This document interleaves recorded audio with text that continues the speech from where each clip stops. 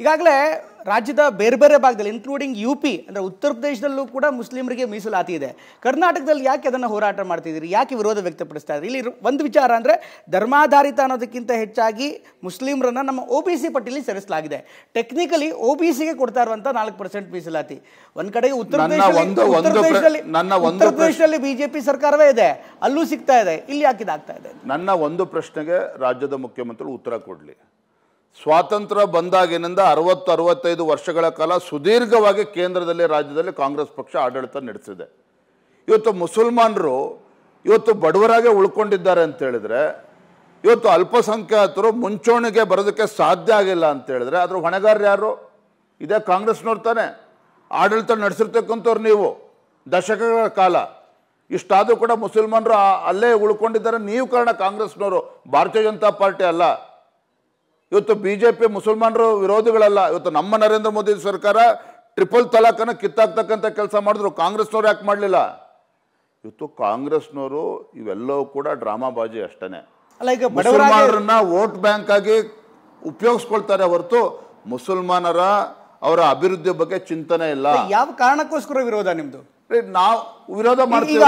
ಈಗ ಅವರು ಬಡವರಾಗಿ ಉಳಿದೋಗ್ಬಿಟ್ಟಿದ್ದಾರೆ. ಕಾಂಗ್ರೆಸ್ ಮಾಡಿರೋ ಮಿಸ್ಟೇಕ್ ಅದು. ಅವರನ್ನ ಸಾಮಾಜಿಕವಾಗಿ ಶೈಕ್ಷಣಿಕವಾಗಿ ಮುಂದೆ ತರ್ತಕ್ಕಂಥ ಕೆಲಸ ಮಾಡಿ ಮುಸಲ್ಮಾನರನ್ನ. ನಾನು ಹೇಳ್ತೇನೆ, ನಮ್ಮ ತಂದೆಯವರು ಯಡಿಯೂರಪ್ಪ ರಾಜ್ಯದ ಮುಖ್ಯಮಂತ್ರಿಗಳಿದ್ದಾಗ ನಮ್ಮ ಶಿಕಾರಿಪುರ ಕ್ಷೇತ್ರದಲ್ಲಿ ಅಲ್ಪಸಂಖ್ಯಾತರಿಗೆ ಮುಸಲ್ಮಾನರಿಗೆ ಮೊರಾರ್ಜಿ ಶಾಲೆಯನ್ನು ಶಿಕಾರಿಪುರದಲ್ಲಿ ತೆಗೆದಿದ್ದೇವೆ, ಶಿವಳ್ಕೊಪ್ಪದ ಹತ್ರ.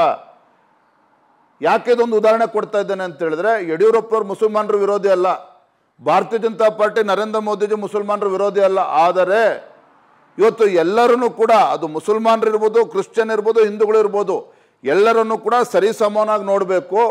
ಎಲ್ಲರನ್ನೂ ಕೂಡ ಮೇಲೆ ಎತ್ತಕ್ಕಂಥ ಕೆಲಸ ಮಾಡಬೇಕು.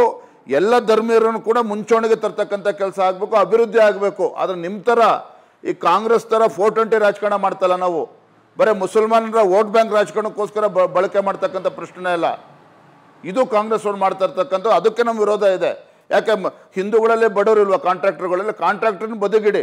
ಇವತ್ತು ಮುಸಲ್ಮಾನರಲ್ಲಿ ಇರ್ತಕ್ಕಂಥ ಮಕ್ಕಳುಗಳು ಇವತ್ತು ಹೊರದೇಶಕ್ಕೆ ಹೆಚ್ಚಿನ ಶಿಕ್ಷಣಕ್ಕೆ ಹೋಗಬೇಕು ಅಂತ ಹೇಳಿದ್ರೆ 20 ಲಕ್ಷ 30 ಲಕ್ಷ ಇರ್ತಿದ್ರಲ್ಲ, ಯಾಕೆ ಹಿಂದೂಗಳಲ್ಲಿ ಬಡವರು ಇಲ್ವಾ? ಮುಸಲ್ಮಾನರ ಹೆಣ್ಮಕ್ಳು ಮದುವೆ ಆಗಬೇಕು ಬಡವರು ಅಂತ ಹೇಳಿದ್ರೆ 50,000 ರೂಪಾಯಿ ಘೋಷಣೆ ಮಾಡಿದ್ರಲ್ಲ, ಹಿಂದೂಗಳಲ್ಲಿ ಬಡವರು ಕಾಣ್ತಾ ಇಲ್ವ ಸಿದ್ದರಾಮಯ್ಯನವ್ರು? ಹಾಗಾದ್ರೆ ಅಹಿಂದ ಹೆಸರುಕೊಂಡು ರಾಜ್ಯದಲ್ಲಿ ಅಧಿಕಾರಕ್ಕೆ ಬಂದ್ರಲ್ಲ, ಇವತ್ತು ರಾಜ್ಯದಲ್ಲಿ ನೇಕಾರರ ಬಗ್ಗೆ ಯೋಚನೆ ಮಾಡ್ತಾ ಇದ್ದಾರಾ? ಮೀನುಗಾರರ ಬಗ್ಗೆ ಯೋಚನೆ ಮಾಡ್ತಾ ಇದ್ದಾರಾ? ಇವತ್ತು ಮಡಿವಾಳರ ಬಗ್ಗೆ ಯೋಚನೆ ಮಾಡ್ತಾ ಇದ್ದಾರಾ? ಹಡಪದ ಅಪ್ಪಣ ಸಮಾಜ ಬಗ್ಗೆ ಯೋಚನೆ ಮಾಡ್ತಾ ಇದ್ದಾರಾ? ನಮ್ಮ ರಾಜ್ಯದಲ್ಲಿ 100ಕ್ಕೂ ಹೆಚ್ಚು ಅತ್ಯಂತ ಹಿಂದುಳಿದ ವರ್ಗಗಳು ಸಮಾಜಗಳಿದೆ. ಅದ್ರ ಬಗ್ಗೆ ಚಿಂತನೆ ಇಲ್ಲ ಸಿದ್ದರಾಮಯ್ಯನವ್ರಿಗೆ. ಅಹಿಂದ ಅಂತ ಹೇಳ್ಕೊಂಡು ಹಿಂದುಳಿದ ಸಮಾಜಗಳನ್ನ ಮರೆತು ಕೇವಲ ಮುಸಲ್ಮಾನರಿಂದ ಹೊರಟಿದ್ದಾರಲ್ಲ, ಅದಕ್ಕೆ ನಮ್ಮ ಭಾರತೀಯ ಜನತಾ ಪಾರ್ಟಿ ವಿರೋಧ ಇದೆ. ಅದಕ್ಕೆ ನಮ್ಮ ವಿರೋಧ ಇದೆ.